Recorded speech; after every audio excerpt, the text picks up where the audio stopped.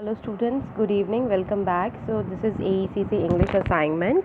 All of you have already watched some videos on AECC assignment, but some of you are confused that AECC के इतने सारे papers क्यों हैं. So my advice is don't get confused. आपके student dashboard के ऊपर जो भी examination paper आपको मिला है, assignment के जो भी question आपको मिले हैं, please stick with those questions, search those questions and try to answer them.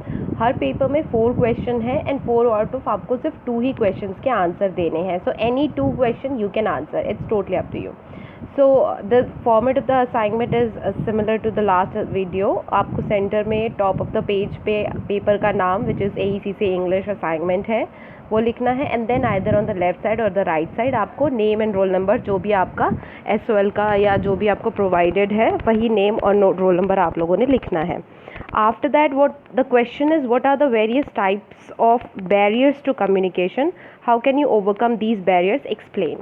So question is very simple कि आपको barriers means रुकावटें बतानी है कि communication के बीच में कौन कौन सी रुकावटें आती हैं और कैसे आप उन रुकावटों को overcome कर सकते हैं. So 2 parts में question describe है and explain वाला word भी लिखा हुआ है. So आपको types बताने हैं और explain करना है कि आप barriers को किस तरह से ओवरकम करेंगे. इट मीन्स कि आप उस चीज़ को लेट्स से कि कैसे डील करेंगे आप उस चीज़ के साथ.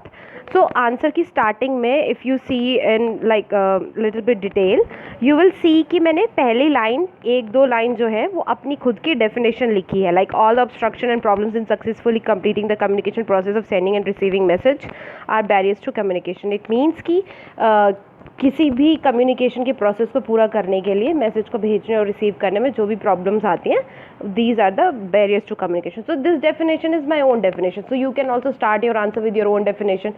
If you do not know any definition, you can just copy one from the AECC textbook. But textbook की definition थोड़ी सी lengthy थी, that's why I made up my own definition. Then comes the example.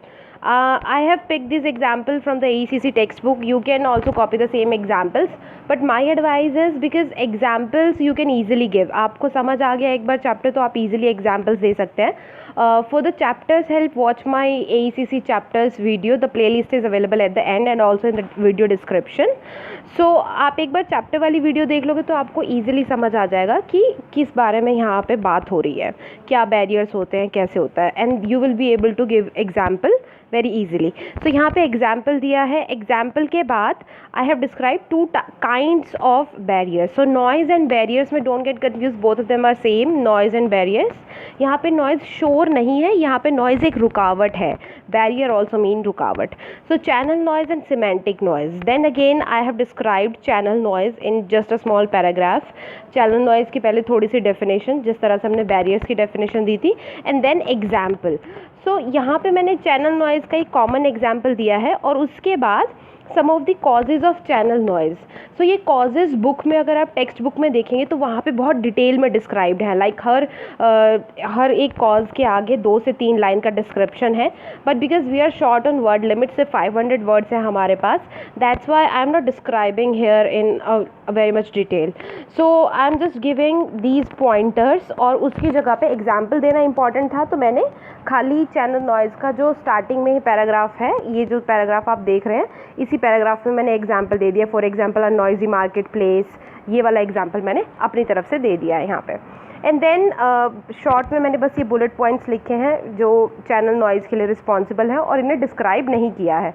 अगर by chance आपकी definitions छोटी है या आपने किसी और तरीके से लिखना है या आप बिल्कुल आपको लगता ही है कि आपको ऐड करना ही है तो आप यहाँ पे भी थोड़ा सा डिस्क्रिप्शन ऐड कर सकते हैं, बट आई थिंक कि वर्ड लिमिट ओवर हो जाएगी.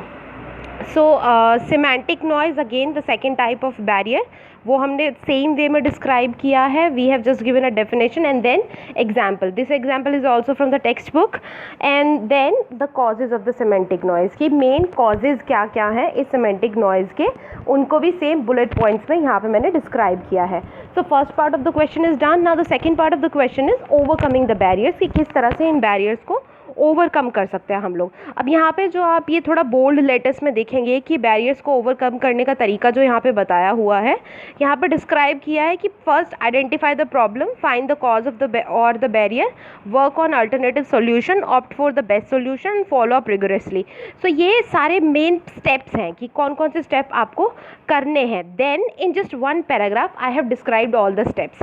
Now look carefully, first line में मैंने क्या लिखा, the first step is to identify the problem, कि पहला स्टेप जो है वो प्रॉब्लम को आइडेंटिफाई करना है।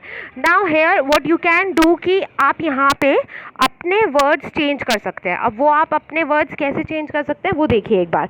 First line is the step is to identify the problem. अब यहाँ पे आइडेंटिफाई की जगह आप वर्ड यूज़ कर सकते हैं फाइंड।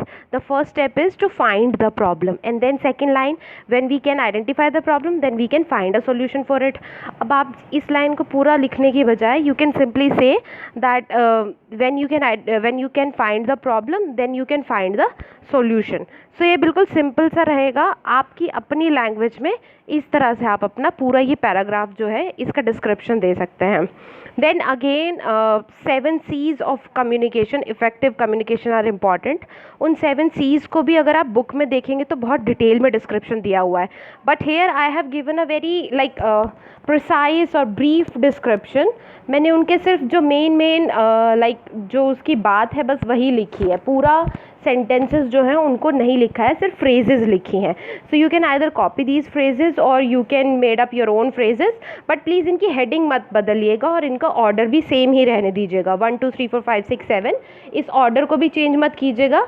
और इनकी जो आगे की डेफिनेशन है वो आप थोड़ा बहुत आगे पीछे अगर बुक देख के आपको लगता है कि आपने कुछ और लिखनी है, you can write on your own, but I think these are the most precise definitions of all the 7 C's. So these were the two methods how you can overcome the barrier. So first you have described what is barrier, then 2 types of barrier, each with an example, then the causes of those barrier, and then the 7 C's method, and also how to find a solution. वो पूरा process जो है आपने वो भी describe करा. If you have any other like question, query, or you want to say something, or any other question you want us to answer, please do tell us in the comment section. Thank you. Please subscribe our channel and keep watching our video.